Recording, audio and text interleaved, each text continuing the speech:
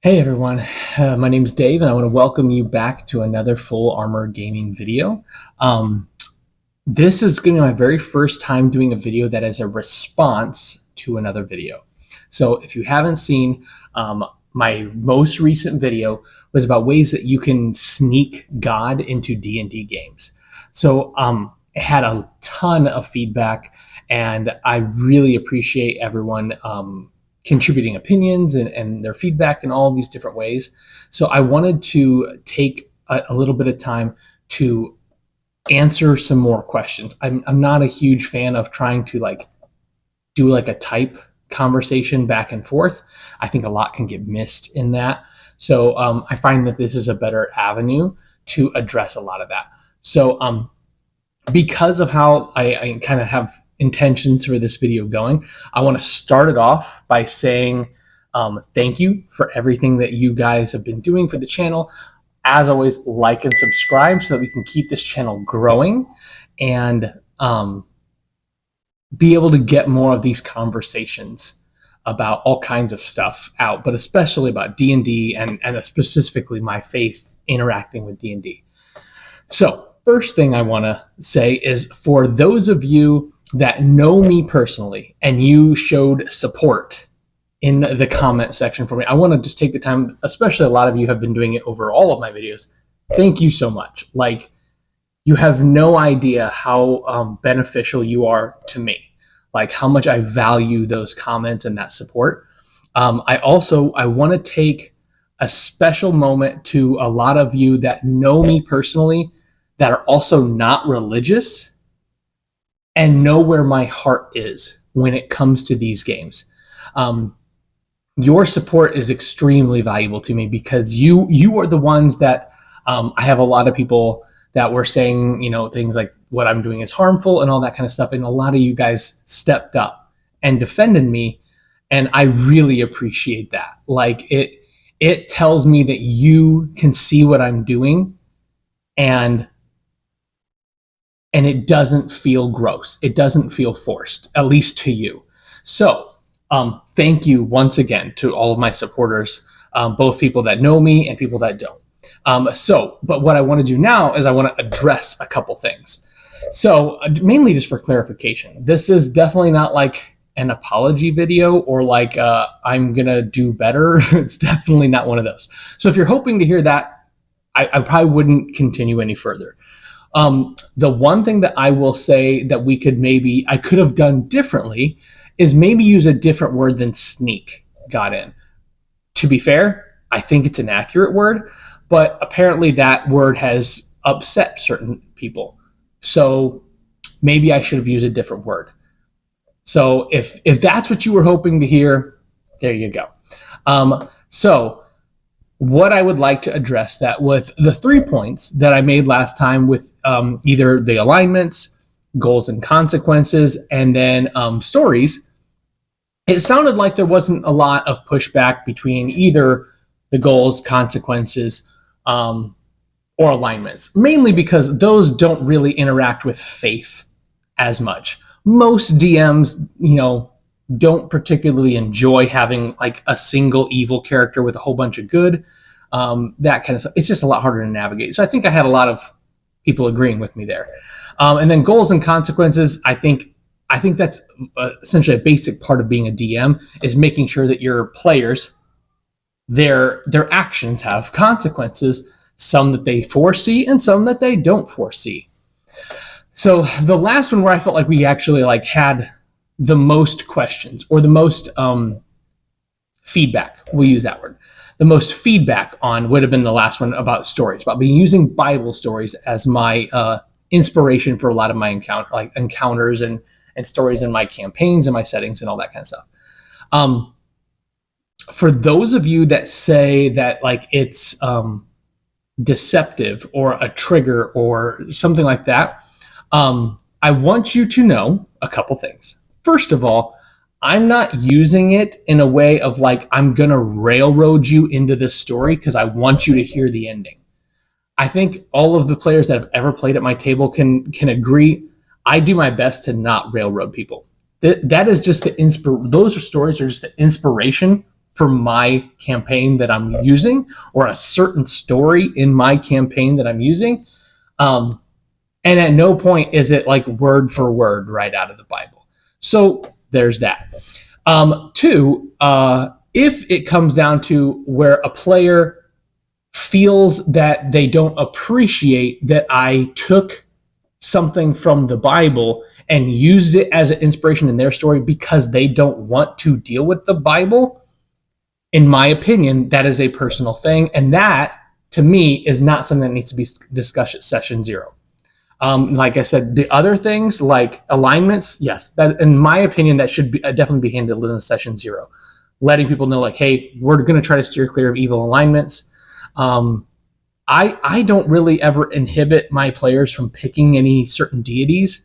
I let people play that out how they want to play that out at the table, especially like races and all that kind of stuff. The only time that I actually have to interact with my players in like a session 0 type situation based on my faith normally only comes down to warlock classes. Those can just get to be a little hairy sometimes, depending on who they pick as who they pick with to set up a pact with. I don't ever try to tell my players that, no, you can't do that. But what I do is I try to make it in a way where everyone at the table will feel comfortable with it. Because, and I'll be honest with you, I do have a lot of people from all kinds of backgrounds that all play together. I will have people that are non-religious sitting across the table from a pastor. I want to make sure that everybody enjoys that game. So we address that.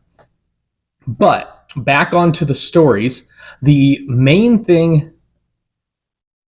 reason why I do what I do and said what I said is because I don't know of really any DMs that in a session 0 are going to tell their players where they're getting inspiration for their content. As much as I use Bible stories as my inspiration, I also use a lot of pop culture stuff. I have an NPC in one of my campaigns that is All Might from My Hero Academia, almost word for word.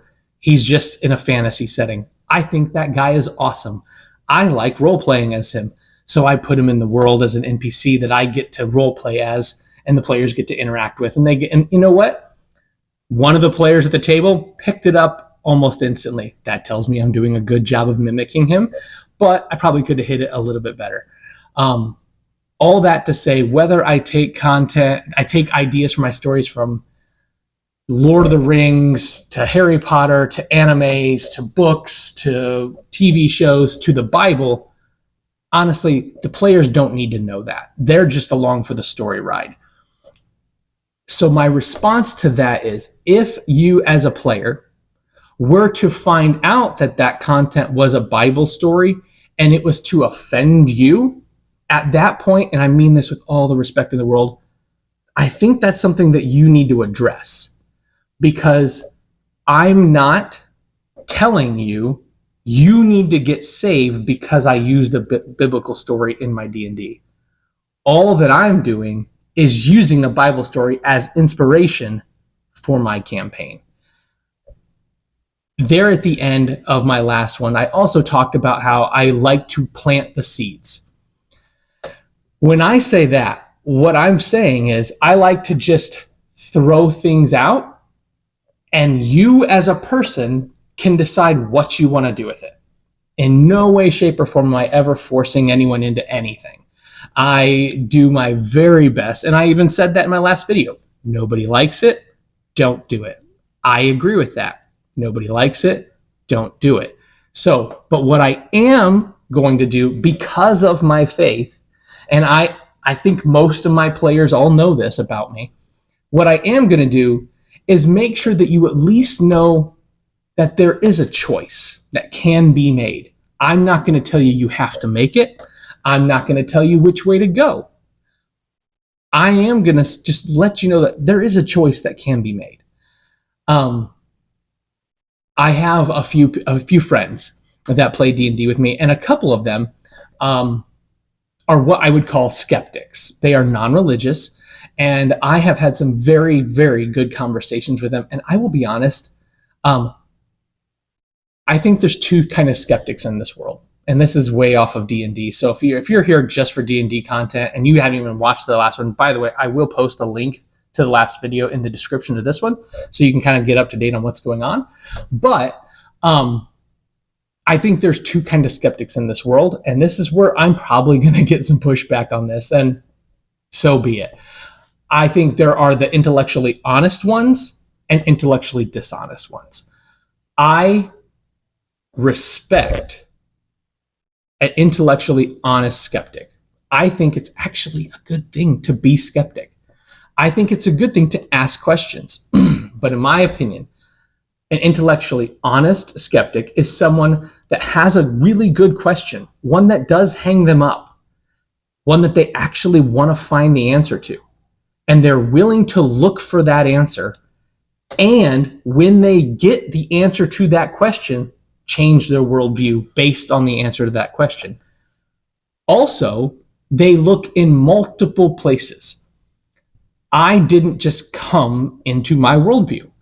I was born in the Christian field, and then I actually went away from it in my mid-20s.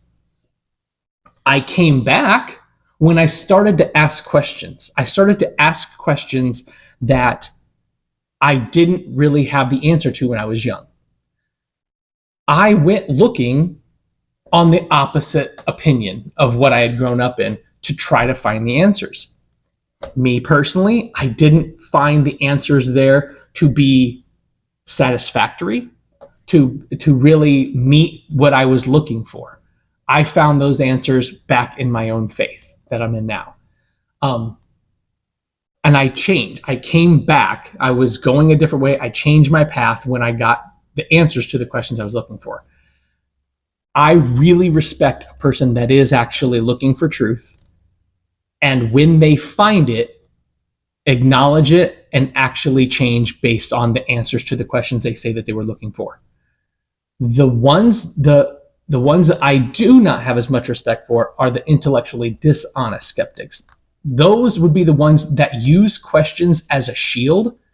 And if they were to find the answers to those questions and they didn't like what the answers were, it would not change how they view anything. In my opinion, those are the people that have actually already made up their mind. They're just using the guise as being a skeptic to not have to answer any questions. That's my opinion. You can be mad about it. I'm sure people will. But I think that there's a lot of truth to find in this world. I think it's very hard to find nowadays. It's very difficult to look at really any news source anymore and feel like you're getting an honest answer from any side of the aisle.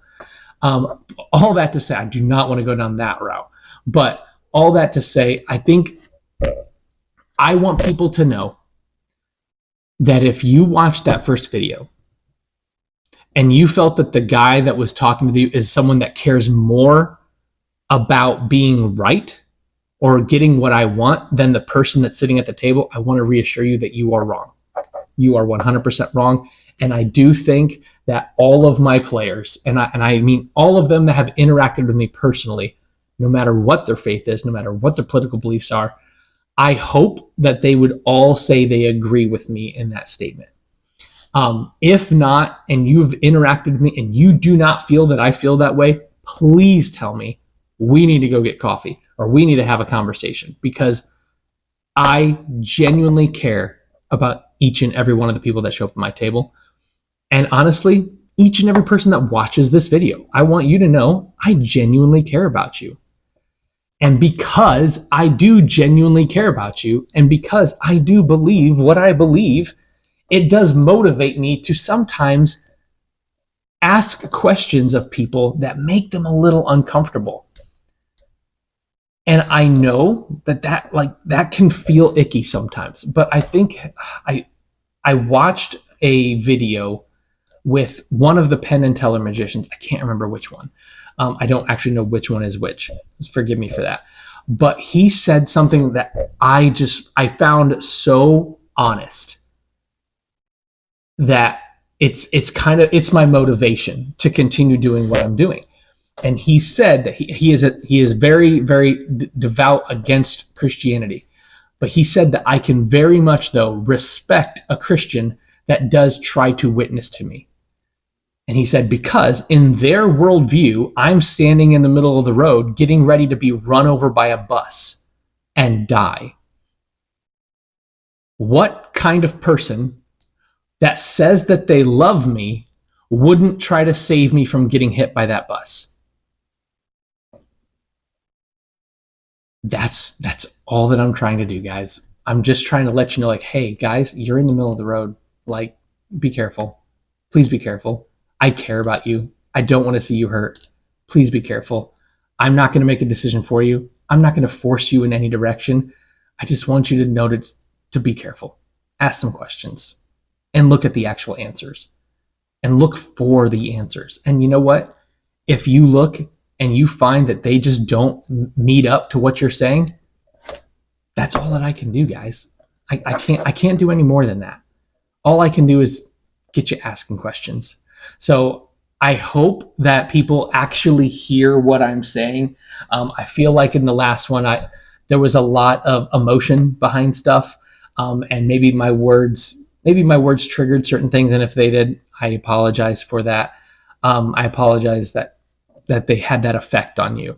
But I will leave you with one more thing, just because, like I said, I do think that it is important that you do know that there is a choice to be made. And so if you've made it this long and you're still listening, thank you so much. And once again, I want you to know that the reason that I'm making this rebuttal video is because I do want each and every one of you to know that I actually do genuinely care about you. I genuinely care about your well-being and where you're going and everything like that. So I want to share one more story. And I try to be as intellectually honest with this, the stuff that I say. So I will say that the story that I'm about to share, I did see on a podcast. It was George Jankos podcast. I don't know if I'm saying his name right. Check it out. It's an amazing podcast. This guy he has a very good ability to ask very good questions. But the story that he shared was that essentially there are two fields and we're all in them. And you get to decide. There's a fence down the middle, and one side is going to the kingdom of heaven. One side is going to the kingdom of hell. We get to choose where we go. We can go wherever we want, but there's a fence right down the middle. And in this story, it was about one guy in particular. And so what he decided to do, he goes, well, I don't like this and I don't like that. So I'm going to just sit on the fence. I'm not going to pick either side. I'm just going to go right here on the fence. And eventually, the day came where everyone that was in the kingdom of heaven was gathered up and they left. Everyone that was in the kingdom of hell was all rounded up and they all left. And there were people just sitting on the fence, and they kind of just got left there for a second. And at that point, he thought he made the right decision, until the person that was running the kingdom of hell walked up and was like, all right, I need you guys to all come with me. And at first he was very defensive. He's like, well, no, I never picked your side. But I never picked this side either. I'm staying out of it. I'm just staying right here in the middle. I don't want to make a decision one way or the other.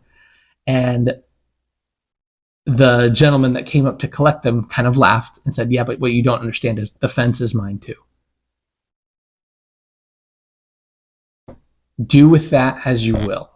Guys, when I heard that story, it really whoa, that hit me pretty hard. And so all that I'm asking, guys, I'm not saying you have to do anything. I'm not saying that I'm not out here preaching fire and brimstone. I'm preaching love is what I'm preaching to you guys. Let's play D&D together and just have a good time. I would much rather us play D&D together with no motivations, no nothing other than you walking away feeling that there's a person at this table that sees you and loves you and wants to spend more time with you. That's what my motivation is. And if you think that that is misleading or trying to trick somebody, then that is definitely your opinion to have. And I appreciate your opinion, and I appreciate you voicing your opinion as well. But all that to say, I'm sorry that this kind of dragged on, but it is something I am very passionate about. And I mean, it's my YouTube channel, so I can say what I want as long as it's within the community guidelines.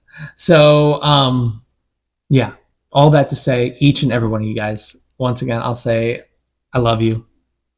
God loves you, and He wants a relationship with you. I hope you guys have a great night, and I'll see you guys in the next one.